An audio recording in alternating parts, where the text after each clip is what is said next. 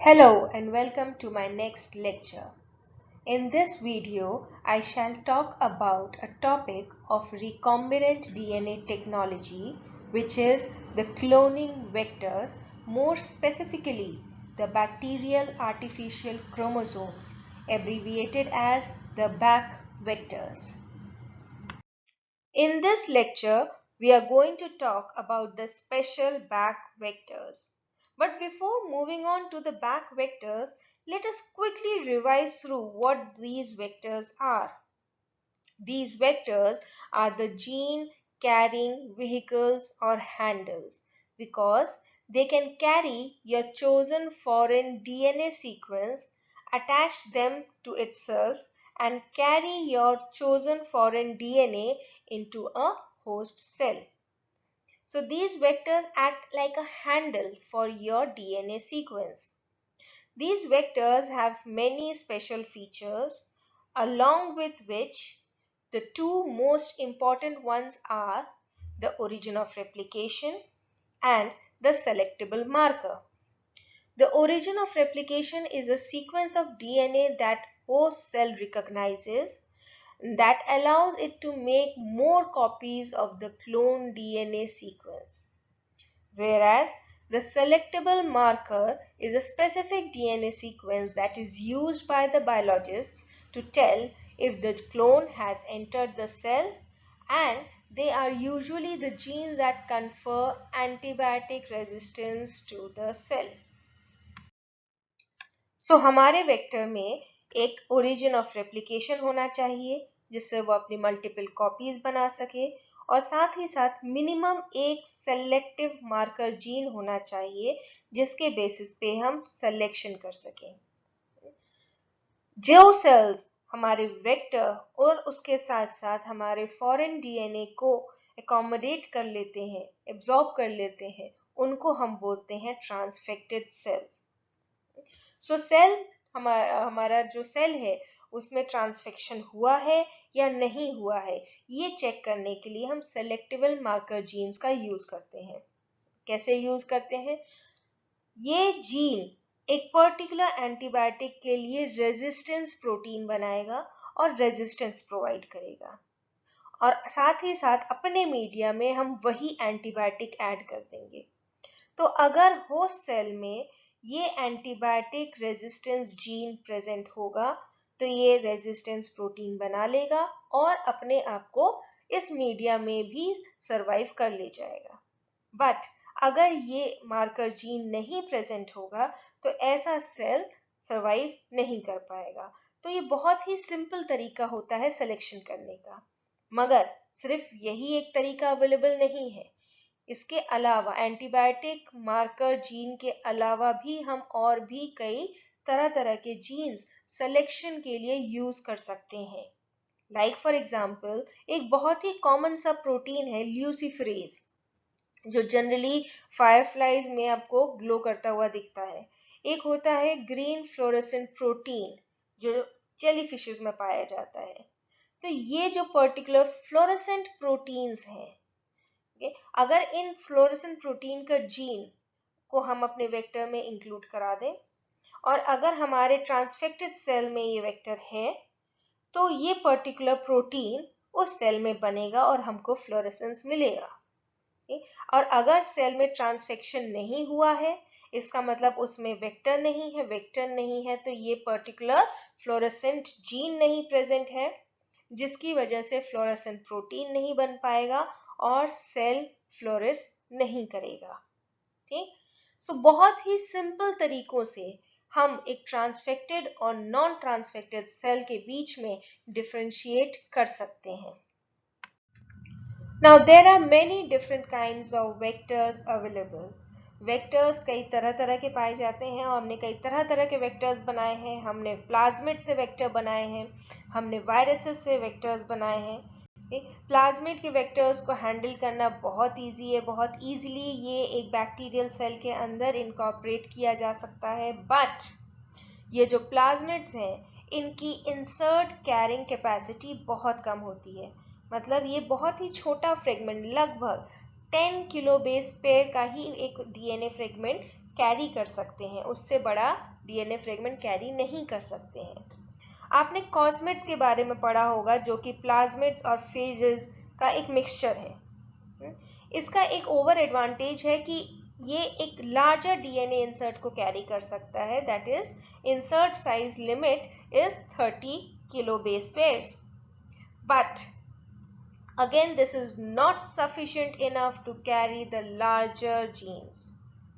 Human genome project में ये पाया गया है कि जो ह्यूमन में जीन्स हैं, they are basically about 3 billion base pairs, और अगर हम प्लाज्मिड वेक्टर्स में पूरा ह्यूमन डीएनए को इनकॉर्पोरेट करना चाहें तो हमको लगभग 1.8 बिलियन क्लोन्स की जरूरत पड़ेगी इंटायर ह्यूमन जीनोम को इनकॉर्पोरेट करने में।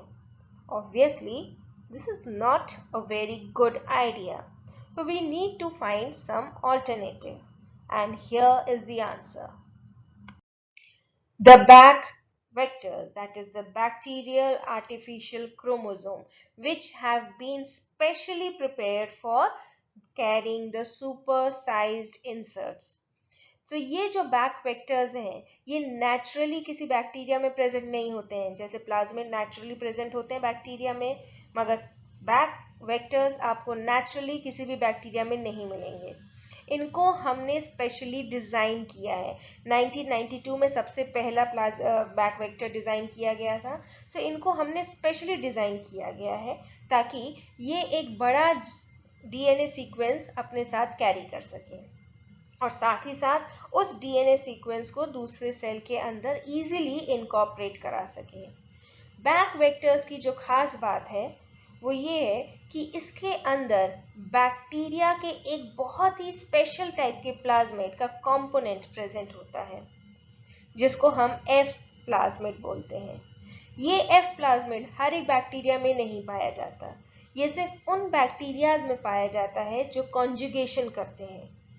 सो इस एफ प्लाज्मिड की वजह से इन बैक्टीरियाज पर एक प्रोट्रूशन जनरेट होता है, प्रोड्यूस होता है, जिसको पाइलस बोलते हैं, और जिसके हेल्प से एक बैक्टीरिया दूसरे बैक्टीरिया के साथ अटैच कर सकता है। Conjugation, you have already studied conjugation, right? So ये अपना जीनोम दूसरे बैक्टीरिया में ट्रांसफर कर सकता है जब इसको एक स्ट्रेस वाली कंडीशन फील हो रही हो, जब इसको एक लाइफ थ्रेटनिंग कंडीशन फील हो रही हो, तो अपने जीनोम को प्रोटेक्ट रखने के लिए अपना जीनोम कॉन्जुगेशन ट्यूब के थ्रू एक दूसरे बैक्टीरिया में बहुत ईजिली ट्रांसफर कर लेता है।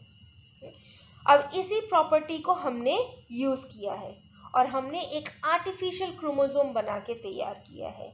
Therefore, this particular vector is known as the bacterial artificial chromosome.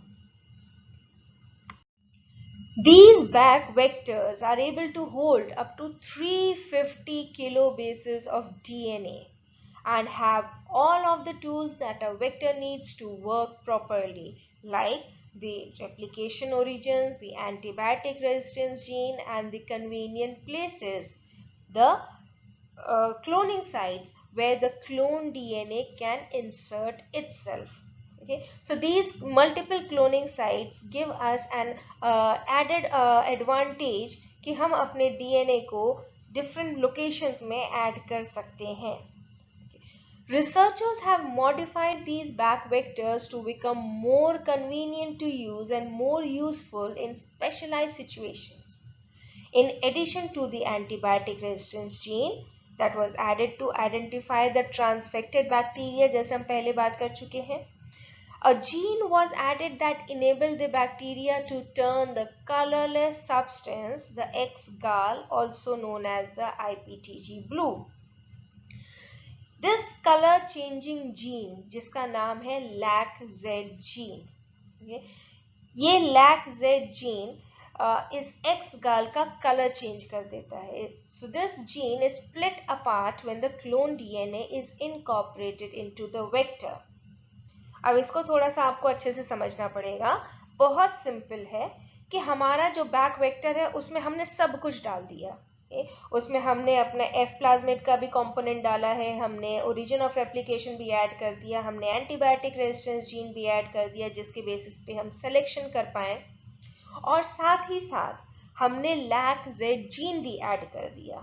Okay, और इस लैक जेड जीन में ही हमने बीच में अपना इंसर्ट ऐड करा दिया by using the appropriate restriction enzyme. तो हमारा जो फॉरेन डीएनए है, जो हमारा फॉरेन चोजन डीएनए है, वो लैक जेड जीन के बीच में हमने इंसर्ट करा दिया।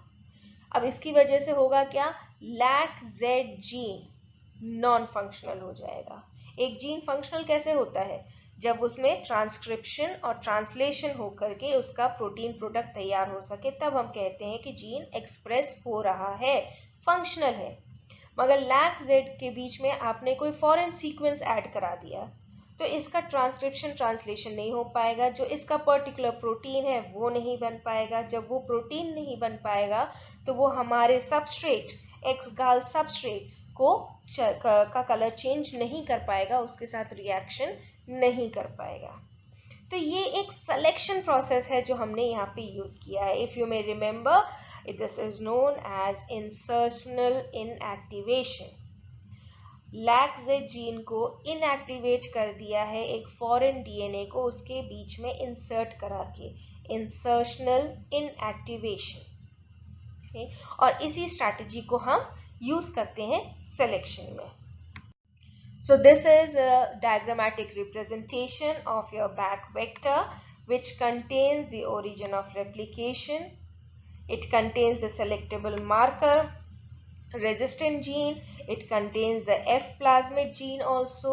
एंडोन्यूक्लियेसेस यूज करके या रिस्ट्रिक्शन एंडोन्यूक्लियेज यूज करके हमने ये जो लैक जेड का जीन है, लैक जेड का जीन, इसके बीच में कट लगा करके हमने अपना ये इतना बड़ा फॉरेन डीएनए बीच में इंक्लूड करा दिया। ठीक, आप डायग्राम में देख सकते हो कि वेक्टर का साइज, बैक वेक्टर का साइज और फॉरेन डीएनए का साइज बहुत डिफरेंट है। फॉरेन डीएनए बैक के तुलना में काफी बड़ा है, क्योंकि ये एक बहुत लंबा DNA up to 350 kilo base pair of DNA को कैरी कर सकता है।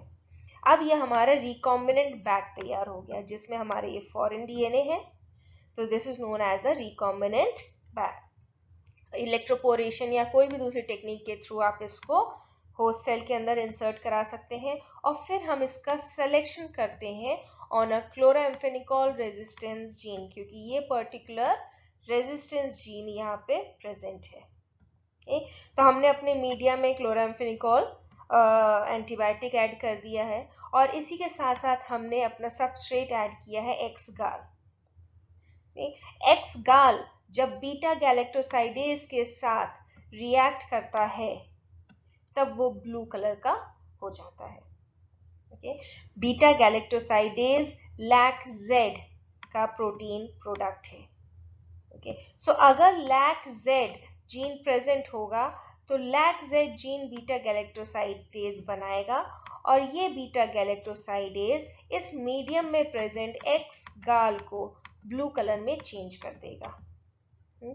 मगर अब देखो, रिकॉम्बिनेंट बैक हमने जो तैयार किया है उस केस में हमने लैक जेड को इनएक्टिवेट कर दिया है, इसको नॉन फंक्शनल बना दिया है। तो जब ये लैक जेड नॉन फंक्शनल होगा तो ये बीटा गैलेक्टोसाइडेज नहीं बन पाएगा। बीटा गैलेक्टोसाइडेज नहीं बन पाएगा तो ये एक्स गाल को ब्लू कलर में चेंज नहीं कर पाएगा, जिसकी वजह से ये व्हाइट कॉलोनी ही बनाएगा, दीज व्हाइट कॉलोनीज।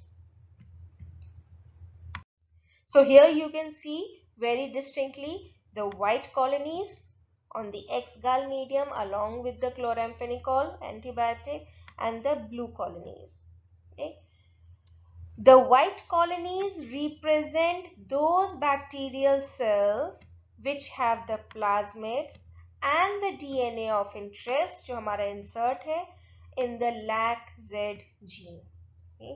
ये transformed सेल्स है।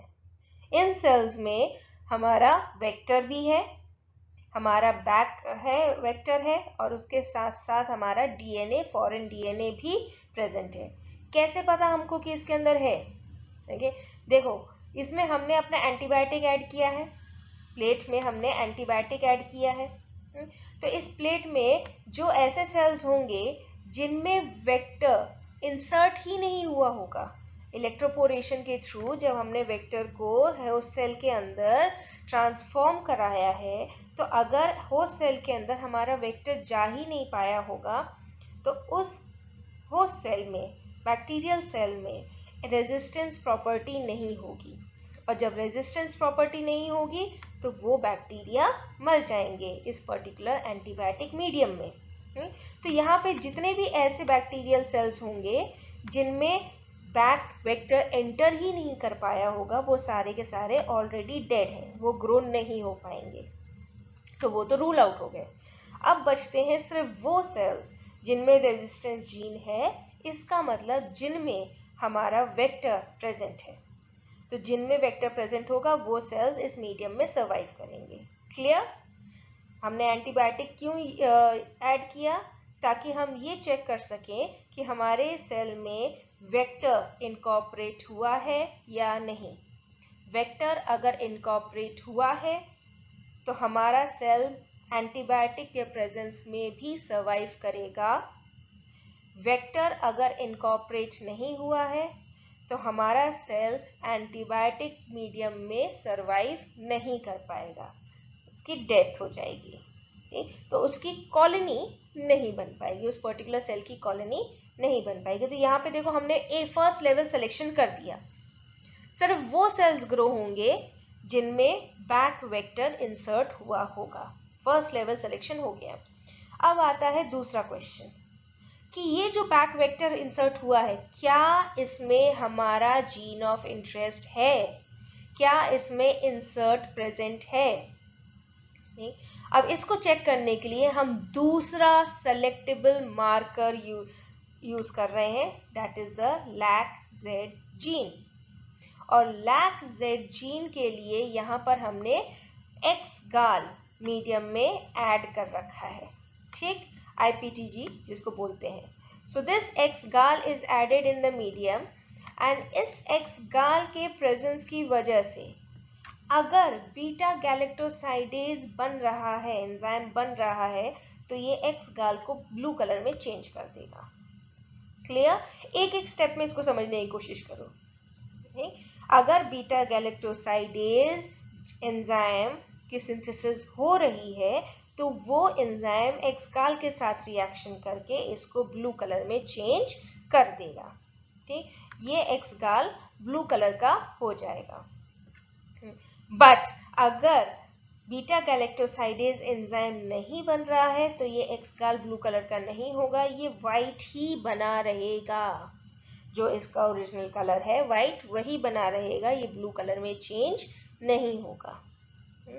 Beta galactosidase gene beta galactosidase enzyme कहाँ से आया? इसका कोई बीटा गैलेक्टोसाइडेज जीन होगा, और उसी जीन को हम बोल रहे हैं LAC-Z जीन। ठीक, अब जिस भी बैक्टीरिया में ये LAC-Z जीन फंक्शनल होगा वो ब्लू कलर की कॉलोनी बनाएगा। बात को बहुत अच्छे से समझना, जिस भी बैक्टीरिया में ये पर्टिकुलर जीन एक्टिव होगा वो ब्लू कलर की कॉलोनी बनाएगा, क्योंकि एक्टिव जीन का मतलब एक्टिव प्रोटीन बीटा गैलेक्टोसाइडेज, और एक्टिव प्रोटीन का मतलब conversion of X-gal substrate into the blue colored product। Blue colour की कॉलोनी बन रही है। बट यहाँ पे क्वेश्चन है कि LAC-Z जीन एक्टिवेट क्यों है? क्योंकि हमने अपना जीन ऑफ इंटरेस्ट तो इसके बीच में डाला था, हमने इंसर्शनल इनएक्टिवेशन कराया था। तो अगर ये बीटा गैलेक्टोसाइडेज बन रहा है और LAC-Z जीन एक्टिव है, इसका मतलब हमारा DNA या हमारा gene of interest foreign DNA इस पर्टिकुलर बैक के साथ जुड़ नहीं पाया है।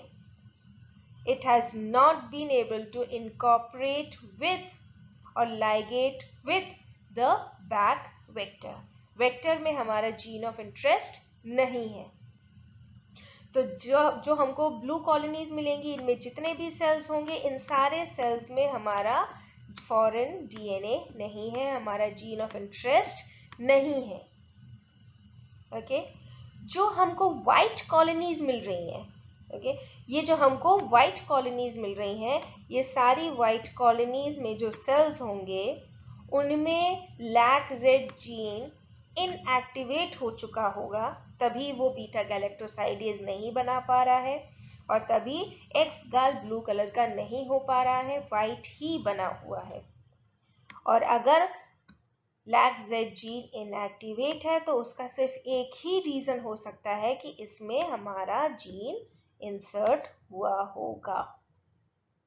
सो एक बहुत ही सुंदर तरीका है सिलेक्शन करने का। यहाँ पे हम दो सिलेक्शंस कर रहे हैं। एक सिलेक्शन में कंफर्म कर रहे हैं कि हमारा वेक्टर इनकॉर्पोरेट हुआ है या नहीं, जो हमारा बैक्टीरिया है उसके अंदर, होस्ट सेल के अंदर, और दूसरा लेवल का सिलेक्शन कर रहे हैं कि वेक्टर जो इनकॉर्पोरेट हुआ है उसमें हमारा जीन ऑफ इंटरेस्ट या इंसर्ट है या नहीं। Okay, so now coming upon to the back vectors in nutshell. Yes, we have come to an end of it. इसकी पूरी कहानी खत्म होती है यहीं पर।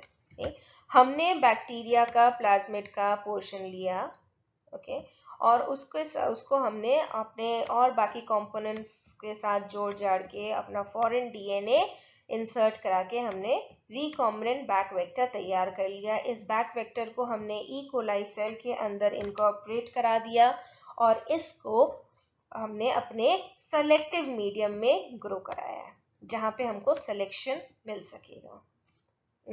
सो देखो हमने क्या क्या बातें सीखी हैं अभी अपने बैक वेक्टर के बारे में। A bacterial artificial chromosome is an artificially engineered DNA molecule used to clone DNA sequences in bacterial cells like, for example, the E. coli.